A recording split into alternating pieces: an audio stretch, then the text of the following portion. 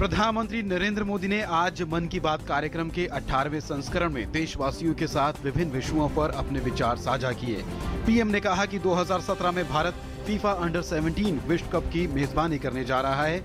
ऐसे में उन्होंने इस साल पूरे देश में फुटबॉल का माहौल बनाने की अपील की। पीएम ने कहा कि हम सबकी कोशिश होनी चाहिए कि हम फुटबॉल को गांव-गांव, गली-गली तक पहुंचाएं। साथ ही प्रधानमंत्री ने कहा कि खेल के लिए जो आवश्यक सुविधाएं हैं उस पर ध्यान दिया जाएगा।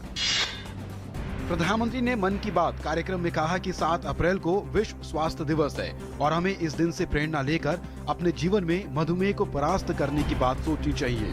पीएम मोदी ने कहा कि मधुमेह को परास्त करने के लिए अगर आपको योग में रुचि है तो योग कीजिए, नहीं तो कम से कम दौड़ लगाइए। अगर मेरे देश का हर नागरिक स्वस्थ होगा तो मेरा भारत भी स्वस्थ होगा। मन की बात कार्यक्रम में पीएम ने मनरेगा से भी जल संचय के लिए एसेट्स क्रिएट करने की तरफ बल दिया। प्रधानमंत्री ने कहा कि गांव-गांव पानी बचाओ, आने वाली बारिश में बूंद बूंद पानी कैसे बचाएं, ताकि हम पानी से एक ऐसा जन आंदोलन खड़ा करें जिससे हम पानी का महात्म्य भी समझे और पानी संचय के लिए हर कोई जुड़े। ईस्टर ईसाइयों का सबसे बड़ा पर्व है।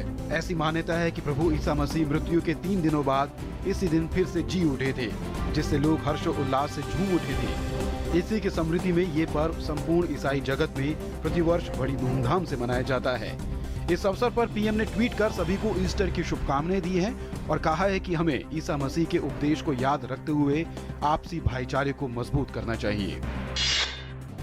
प्रधानमंत्री नरेंद्र मोदी ने आज असम के रंगापाड़ा में एक चुनाव संबोधित करते हुए कहा कि असम में विकास का नया उदय होगा। पीएम ने कहा कि असम की जनता राज्य से कांग्रेस को उखाड़ कर फेंक देगी और असम में विकास का काम होगा, ये मेरा विश्वास है। पीडीपी नेता महबूबा मुफ्ती ने कल राज्यपाल एनएन वोरा से मुलाकात की और जम्मू कश्मीर में सरकार बनाने का दावा पेश किया। महबूबा ने बाद में नई सरकार के गठन के लिए समर्थन दिए जाने पर भाजपा का शुक्रिया अदा किया। महबूबा ने कहा कि उनकी नई सरकार का पूरा जोर जम्मू कश्मीर में शांति, सुलह और विकास पर होगा। उन्होंने कहा कि शपथ ग्रहण समारोह की तारीख तय की जा रही है। भाजपा विधायी दल के नेता निर्मल सिंह ने भी राज्यपाल से भेंट की और अगली सरकार के गठन के लिए महबूबा मुफ्ती को भाजपा के समर्थन का पत्र सौंपा। उत्तराखंड की राजनीति में आए भूचाल के बीच परिस्थितियां लगातार बदल रही है। शनिवार रात सूत्रों के हवाले से खबर आई कि कांग्रेस के 9 बागी विधायकों की सदस्यता रद्द कर दी गई थी। बीजेपी ने बागी नेताओं की सदस्यता खत्म करने के फैसले को असंवैधानिक कदम बताया है। बर्खास्त कैबिनेट मंत्री और बागी विधायकों ने सीएम हरीश रावत पर खरीद फरोख्त का आरोप लगाया था। हरक सिंह ने कहा कि हरीश रावत बागियों और बीजेपी विधायकों को लालच दे रहे हैं। प्रेस कॉन्फ्रेंस में एक सीडी दिखाई गई है। बागियों का कहना है कि सीएम हरीश रावत बीजेपी विधायकों को खरीदने की कोशिश कर रहे हैं। इधर सीएम हरीश रावत ने बागियों के आरोपों को सिरे से खारिज कर दिया। उन्होंने सीडी को फर्जी बताया है। साथ ही उन्होंने कहा कि ये उन्हें बदनाम करने की साजिश है।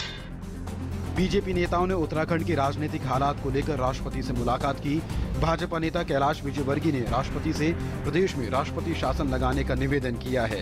राज्य में मुख्यमंत्री हरीश रावत के एक स्टिंग ऑपरेशन के सामने आने के बाद उत्तराखंड में राजनीतिक हालात तेजी से बदले हैं। किसी भी अनहोनी से निपटने के लिए राज्य में धारा 144 लगा दी गई है।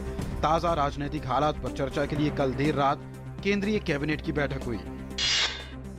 राजस्थान के जोधपुर में एक निजी बस व टैंकर के बीच हुई भीषण टक्कर में 5 महिलाओं सहित एक पुरुष की मौके पर मौत हो गई है।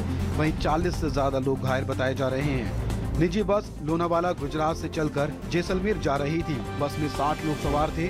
दुर्घटना में 40 घायलों को फलोदी राज के चिकित्सालय में भर्ती कराया गया है, जिनमें से 6 की हालत गंभीर बताई जा रही है। केंद्रीय स्वास्थ्य मंत्री जेपी नड्डा ने ओडिशा की राजधानी भुवनेश्वर में रोटा वायरस टीका अभियान की शुरुआत की। इस मौके पर केंद्रीय मंत्री ने कहा कि ये टीका पूरे देश में उपलब्ध कराया जा रहा है ताकि डायरिया से पीड़ित 5 साल तक के बच्चों का जीवन बचाया जा सके। उन्होंने कहा कि इस बीमारी से निपटने के लिए ये टीका काफी उपयोगी है। ब्रसेल्स में आतंकवादी हमले के मद्देनजर अगले हफ्ते आयोजित हो रहे परमाणु सुरक्षा शिखर सम्मेलन के दौरान विश्व नेता एक विशेष सत्र आयोजित कर आईएसआईएस जैसे आतंकवादी समूह से दुनिया भर में शहरी इलाकों में होने वाले खतरों और इसके समाधान पर चर्चा करेंगे। अमेरिकी राष्ट्रपति बराक ओबामा ने राष्ट्र के नाम अपने साप्ताहिक रेडियो एवं वेब संबोधन में कहा कि अगले हफ्ते दर्जनों विश्व नेता परमाणु सुरक्षा पर केंद्रित एक शिखर सम्मेलन में हिस्सा लेने यहाँ वाशिंगटन आएंगे।